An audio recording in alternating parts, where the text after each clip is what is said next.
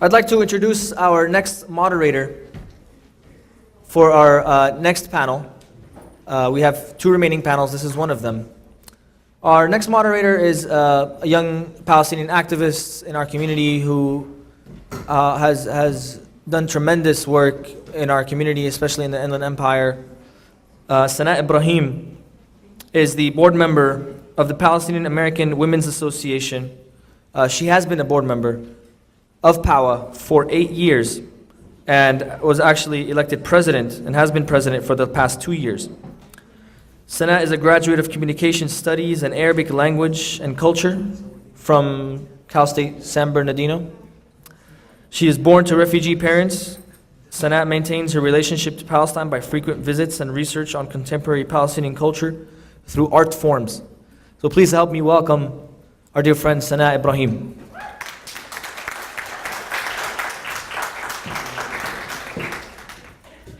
Thank you, Tahir, for that very kind introduction. While I'm up here, I'll take advantage of this microphone and thank Tahir for his very hard work that he put into getting this conference going. I don't know if Tahir formally introduced himself, I may have missed it, but he is the National Campus Coordinator of AMP and pretty much the face of AMP down here in Southern California. So if we can just please acknowledge Tahir's hard work and give him a round of applause.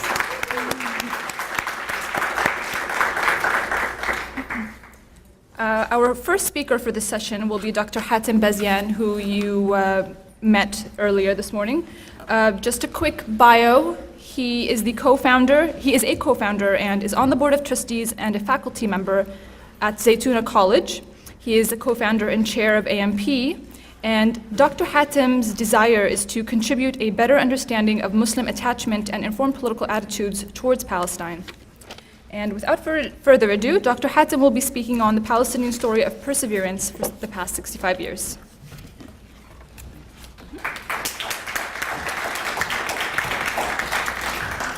Assalamu alaikum and good afternoon. And thank you for coming here during this rain and persevering. So hopefully my talk will be connected to your perseverance.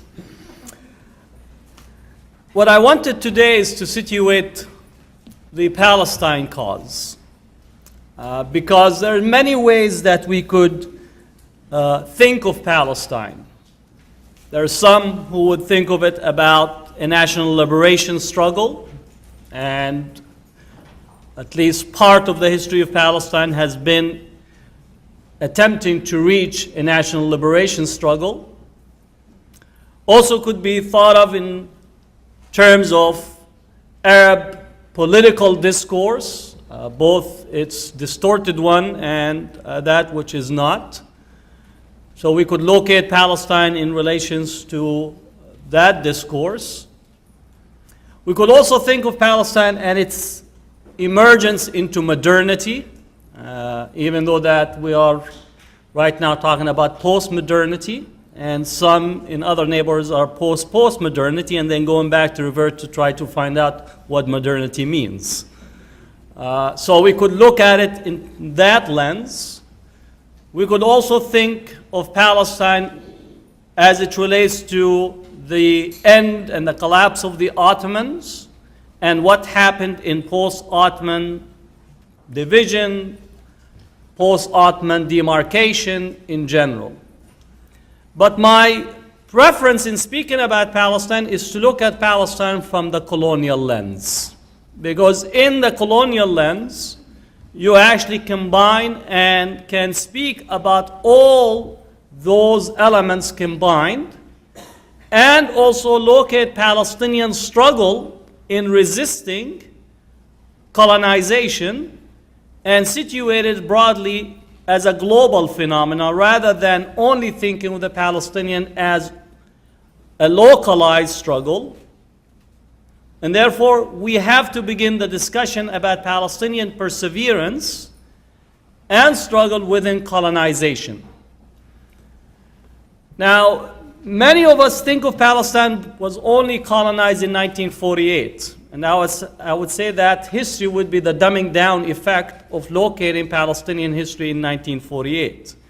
Yes, the Nakba began in 1948, but colonization begins a much, much earlier period than 1948. Not only Zionist colonization, but actually to think of Zionist colonization as part and parcel of European colonization and part of the phenomena that also can date us back to 1492. And interestingly, and I know Suhail spoke about Nelson Mandela, and it's important for us to locate Nelson Mandela not only in relation to Palestine, but in relation to 1492, in relation to colonization. South Africa, for those who are unaware, was part of the whole colonial discourse in Europe. And South Africa itself came under direct colonization in 1652. And the discovery of, and this term discovery, right, is a very, very, very problematic concept of the Cape of Good Hope, also ushers the European attempt to bypass Muslim territories and to try to get into the spice trade in Asia, as well as access to market.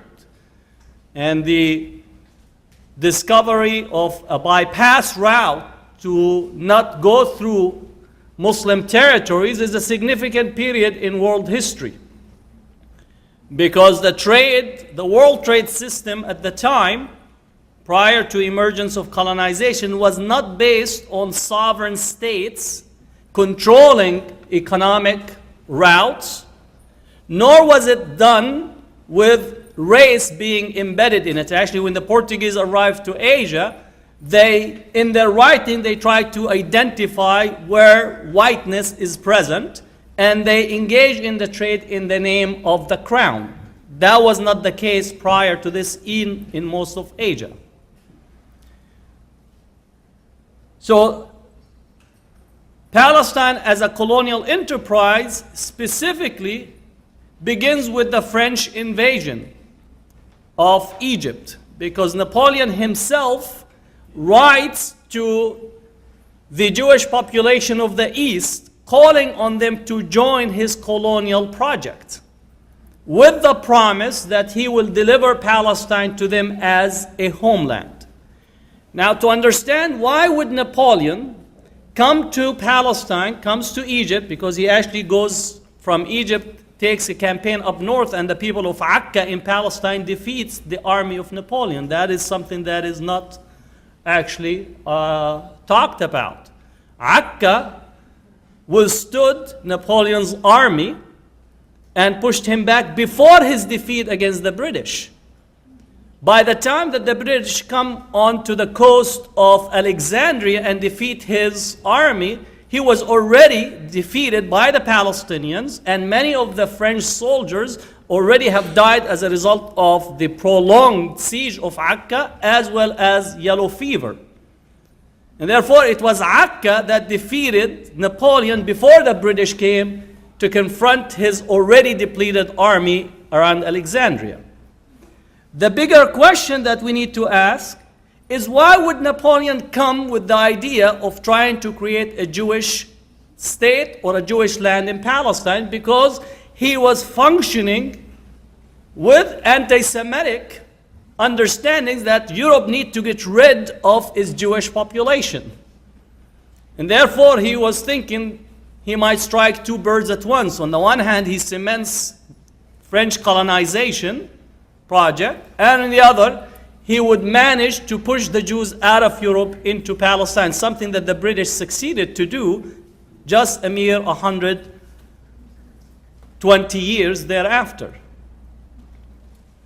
From that initial stage of the French invasion of Egypt and coming into Palestine with the idea of a Jewish homeland being articulated, we see the beginning of systematic establishment of funds in Europe for sending Jewish settlers into Palestine, with some of the early lands and properties being bought in the early 1830s. And then the door begins to open with the first settlement being built in 1872. Now, in both cases, during the French invasion and the subsequent building and taking of land, Palestinians were politically engaged in opposing these projects. Not only that, the Palestinians were also engaged in resisting some of the draconian measures that the Ottomans were also putting on them in terms of taxation. Now, this is important because there are many, from the Zionist perspective, who speak of Palestinian consciousness being only born as a result of contact with Europeans, and in particular, contact with the Zionism, meaning even consciousness itself is denied to the colonized people, that their consciousness is only a subset of the consciousness of the colonizer.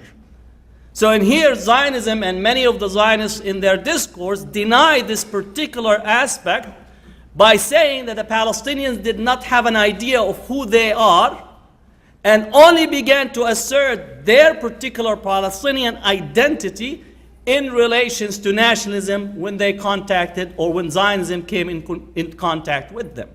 The reality actually shows otherwise, and I think the work of Bashar al-Dumani and the history of Jabal Nablus and the A'yan's politics is very, very important in trying to show how local history, in particular in relations to Palestine as well as Lebanon and Syria, shows that there was a very strong and highly engaged political community in relations to Palestine and Syrian Peninsula, which also goes to completely demolish colonial discourse that at a certain level that we are coming to bring civilization to the uncivilized.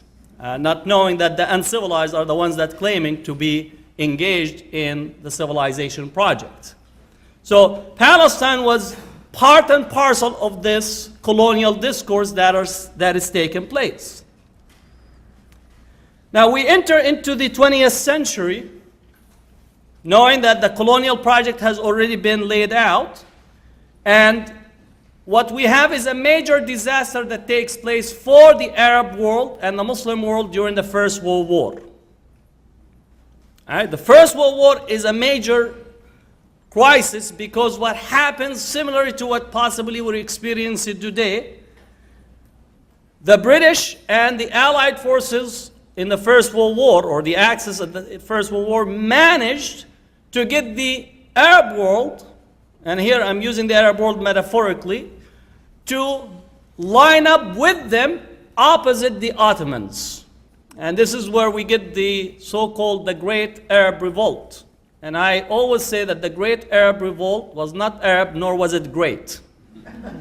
Because the so-called Arab Revolt was T.E. Lawrence, and is referred to as T.E. Lawrence of Arabia. And I would say he is T.E. Lawrence of 10 Downing Street, because to be attributed to Arabia is an honorable thing. And in this sense, an intelligence officer who was working out of the Egyptian British intelligence office came up with the idea that one way to defeat the Ottoman army is by fomenting a revolt in the southern provinces to cut the supply route of the Ottoman army and allow the British officers and the British army to come in from the Mediterranean and from Egypt in such a way that they will be able to march into these territories without any opposition, because we did not want, quote, white officers to be killed, so might as well get the natives to fight one another and then march in and take all these territories. That is really, if you want to date the loss of Palestine, should be dated from the end of the First World War. Because from that moment on, the Palestinians are in a very slow process of dispossession and transformation of their territory into a territory that belongs to a nation that is to be set up and made in... are you giving me a note? Oh, thank you. Oh, she gave me 10 minutes Arab time. I'm just kidding. You know, whenever you're invited to a wedding, we call it people of color time, Muslim standard time, Arab standard time. The invitation says 6:30. Anyone who shows up at 6:30, you're just like making a big mistake. You have to shut up maybe 8:30, 9:30, and you actually will be the early arrival at that time. Right? One time I had to conduct a wedding, and they put the invitation at 4. Actually, I said I only have half an hour, so I'll be there at 6 o'clock. So I come in at 6 o'clock. There's only 3 tables. The whole hall is empty, and only the groom and the bride are there. And only the 3 tables are only their American friends, meaning white American friends, because that's saying American friends implies all the immigrants who are Americans are not Americans. So I'm just making that correction. So I said, if you're going to get married, you have 3 minutes. Otherwise, I'm going to be leaving. But so I'm going to take it as 10 Arab Standard Time. So we get the actual loss of Palestine takes place at the end of the First World War and the British confiscation and making it possible for changing Palestine into a territory that belongs to someone else. And that's the Balfour Declaration, the mandate of the League of Nations, and it's interesting in Arabic, it's عصبة الأمم المتحدة, and often in colloquial we say عصابة الأمم المتحدة. عصبة and عصابة come from the same root, and عصابة is a gang. So you could translate that in general as the common discourse in relations to these affairs.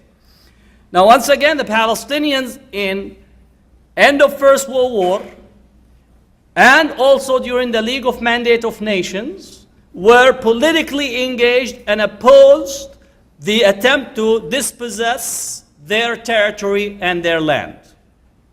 Even though they were subject to enormous types of pressure, manipulation, distortions, but what we find is even at that level with a distorted structure, they were still engaged, having signed petitions, having sent delegation, even though they were not included, an attempt to constantly sidestep them and not allow them to participate in any of the discussions that were occurring. Some of these sidestepping was taking place from major powers, the British at the time, the French, the Americans were engaged, right? Wilson, self-determination, he didn't tell you that it's only for the Northern Hemisphere, did not include the Southern Hemisphere, right? So the exclusion from major power, but exclusion also by means of Arab states. So just as today we watch Egypt demolishing the tunnels taking place at that time, we find discourses even in early part of Arab states, like in, for example, Jordan signing an agreement at that time to constitute Jordan, which is the Transjordan, the eastern part of Jordan. That was constituted as a way to cement the giving or granting Palestine into the Zionist movement. And there is a book on collusion across the Jordan River that is important, that shows us that the agreements on this as early as 1922 being put in place to try to usurp the Palestinians' ability and right to create their own state at the time and to constitute their own political structures. Now, I'm going to move ahead in here to speak a little bit about the mandate, and here is to see the Palestinian perseverance, because during the mandate, Palestinians were exiled. Every Palestinian leadership that came out during the mandate were exiled. That's why it's incorrect to say we had the second intifada in 2000. We had many different types of intifadas. We had intifada and protests during the Balfour Declaration. We actually could date back another intifada took place in 1880, against the negotiations that was taking place between the World Zionist Organization and the Ottomans. And the Ottomans actually accepted the Palestinian petition and accepted the Palestinian position at that early stage. Then you had an intifada in 1928-29. You had another intifada in 1936-39. Right? So what you have is a constant political struggle, and as a result of these struggles, Palestinians were sent to exile. So you go to Venezuela, there's a Palestinian community in there. Some of them actually began to arrive in there as a result of the British sending to exile. You go to Costa Rica, to Puerto Rico, you'll find Palestinian communities in there. You'll find in other places in Africa, in Zaire, right? You will find some Palestinians in Zimbabwe. Some of these were actually sent to exile as a result of their engagement in the political process, and it's not surprising that you find that some of the Palestinian leadership throughout history has been actually outside of Palestine. So the PLO is not the exception, it's been the norm, where it actually works outside of the historical boundaries of Palestine, beginning with the mandate and continuing during the establishment of the State of Israel in 1948 and thereafter. Now, in thinking of Palestinian perseverance, here's what I want to leave you with. Because we could critique, and I've been very strong critic of the PLO structure and PLO maneuvering and so on, but we want to step back and think of what the PLO have accomplished over the period of times that it was in existence. From beginning in post-1948, right, then constituting itself in 58, 64, and so on. This is a group of people that had no territory under their control, subject to all of the constraints of major powers, little powers, and restaurant owners. That's how I define some of the Arab politics. Every political constraint was imposed on the Palestinians. You could not move funds from one place to the other. You could not get jobs from one place to the other. And some of the Arab leaders manipulated the Palestinian cause to their health. Just, you think that Arafat entered into Oslo and Madrid on his own accords? He did. But the Arab regimes and the Arab countries were calling on the phone, if you don't participate, you're going to kick out the Palestinians who are working in Kuwait or in United Arab Emirates. Or your ability to run the hospital and the schools and so on will be curtailed. You can't land your plane on the airport that we have. All right? Talk about solidarity with America and Israel. That's basically has been Arab solidarity. Right? But under those constraints, Palestinians with the PLO were able to have more representations on the international stage than Israel itself. At a certain point, Palestine had 101 embassies around the globe, while Israel only had 76. This is without a territory. This is as a non-state actor, having 101 embassies all over the world, functioning to represent a state that does not exist. Right? At the same time, also functioning with all the full apparatus of the state without the territory. That's a unique development in the history that you can't actually pinpoint. Not only that, and this is what I will conclude with, the Palestinians, with their distorted political structure, were part and parcel of every political struggle around the world. And I'm going to go through very quickly. You remember a country named El Salvador? The person who was leading the resistance in El Salvador against the death squads is a Palestinian, Shafiq Handal. And he was completely connected to the Palestinians. He was leading the FMLN, for Brando Marti Liberation Front. And on the opposite side, the death squads were being trained by the US and the Mossad, funded by funds that came from Saudi Arabia. If you don't understand that, you just have to scratch your head to see the politics that has been actually put in front of us.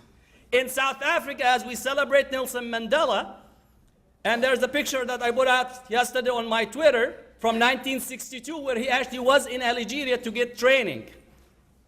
Because the South Africans were trained by the Algerians and the Palestinians in Algeria as well as in Lebanon. And the Israelis were engaged in funneling weapons to South Africa and helping build the fence between South Africa and Mozambique that attempted to derail the ability of the South African resistance against the apartheid South Africa. And in 1988, when Congress wanted to have the bill on sanctions that was put by our Congressman Ron Dellums, the blank that spoke about Israel was removed from the bill because the country that was funneling weapons to South Africa apartheid was Israel. And therefore the bill said that we will impose sanctions on countries that break the prohibition on selling weapons to South Africa, and Israel actually was one of those countries. Ron Dellums have to pull the plank because the lobby in this country forced the removal of that plank because they did not want Israel to be punished. If you speak about Korea, you say, why the Korea? Palestinians were working with the Koreans during the whole political activism in Korea, and I know a number of us had a sit-in in the Korean consulate in order to protest the draconian measures that were in Korea. Furthermore, and I know here we're in the Chinese Cultural Center, and it's very important, most of the early Palestinian leaders were actually studied in China, because China was one of the countries that was supporting Palestinians and giving them free scholarships. And I know doctors, lawyers, engineers that were trained by China, because China was actually at the time was part of the anti-colonial support structure.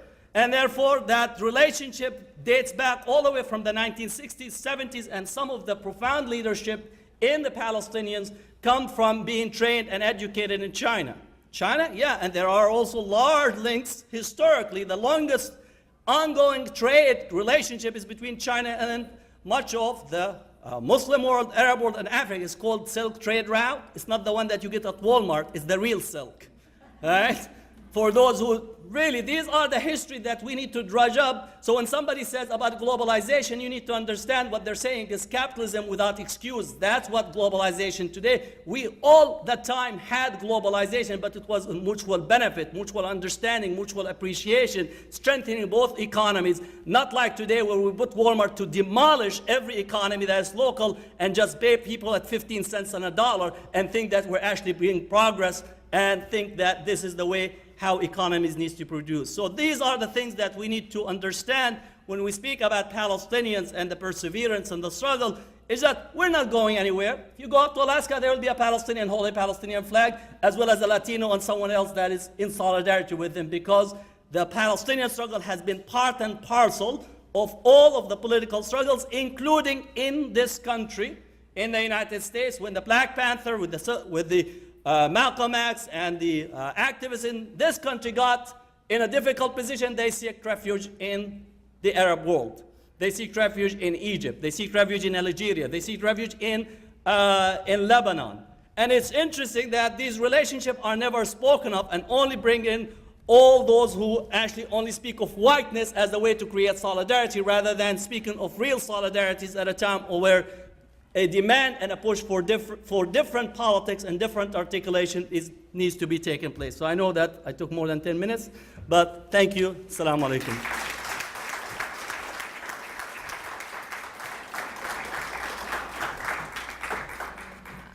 This topic we can have a whole conference on this topic, and being the co-founder and chair of AMP, I was a little intimidated to stop you, but I'm glad. No, I'm just joking.